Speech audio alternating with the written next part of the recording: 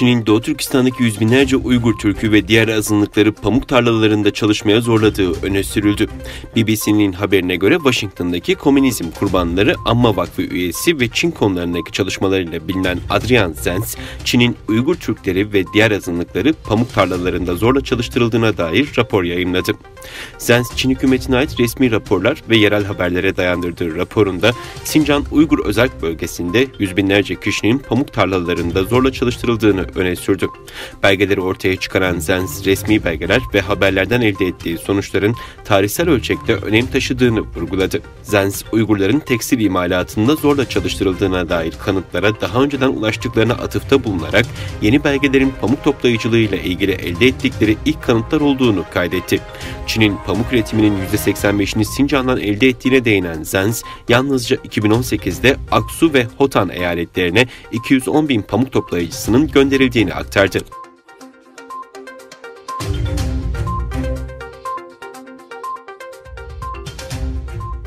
6 Temmuz'da sürgündeki Doğu Türkistan hükümeti ve Doğu Türkistan Milli Uyanış Hareketi ortaklaşa Çin Komünist Partisi'nin Uygurlara karşı soykırım ve insanlığa karşı suç işlediği iddiasıyla Uluslararası Ceza Mahkemesi'ne dava açmıştı. Uluslararası Ceza Mahkemesi, Çin Komünist Partisi'nin Doğu Türkistan halkına karşı soykırım yaptığıyla ilgili davada soruşturma başlatmadan önce daha fazla delil talep ettiğini bildirerek davayı kabul etmediğini söyledi. İngiliz The Guardian'a göre Uluslararası Ceza Mahkemesi'nin talebi davayı açan avukatlara iletildiği ve kapsamlı bir soruşturma yapılmasını gerektirecek yeteri kadar delile ihtiyaç olduğunu, bu yüzden davanın reddedildiği savunulduğu yazılıyor. Bilgilere göre Uluslararası Ceza Mahkemesi'ne ek delillerin sunulması ve ön delil toplama işlemlerinin Çin virüsü nedeniyle aksadığı ifade ediliyor.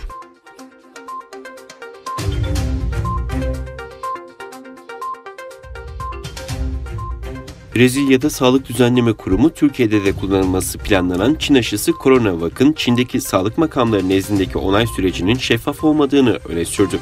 Ülkenin en kalabalık eyaleti São Paulo'da Ocak ayında vatandaşlar üzerinde kullanımına başlanması planlanan Çin aşısıyla ilgili Brezilya'nın Sağlık Düzenleme Kurumu'ndan bir uyarı geldi.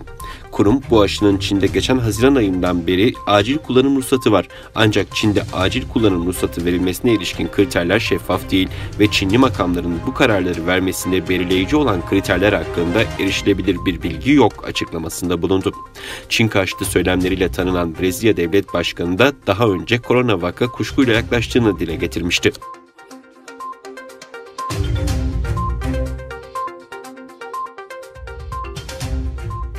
Japonya ile Çin, Doğu Çin Denizi'ndeki tartışmalı Sankaku Adaları sorununda tırmanabilecek gerilimlere karşı yıl sonuna kadar acil hattın kurulmasında anlaştı. Japonya Savunma Bakanlığı'nın açıklamasına göre Bakan Kishi Nabao ile Çin mevkidaşı yaklaşık 1,5 saat süren telekonferans görüşmesi gerçekleştirdi. Kyodo Ajansı'nın bakanlık yetkilisine dayandırdığı bilgiye göre Bakan Kishi, Doğu Çin Denizi'ndeki tartışmalı Sankaku Adaları etrafında yükselen tansiyona yönelik Çinli mevkidaşına endişelerini iletti. Görüşme sonrası basın mensuplarına konuşan kişi, Çin'in gücüne güvenerek statükoyu tek taraflı değiştirmesine yönelik teşebbüslerden kaçınması gerektiğini mevkidaşına aktardığını söyledi. Kyodo'ya göre tartışmalı adalar sorununda tırmanabilecek gerilimlere karşı kurulması planlanan acil hattın yıl sonuna dek kurulması konusunda mutabık kalındı.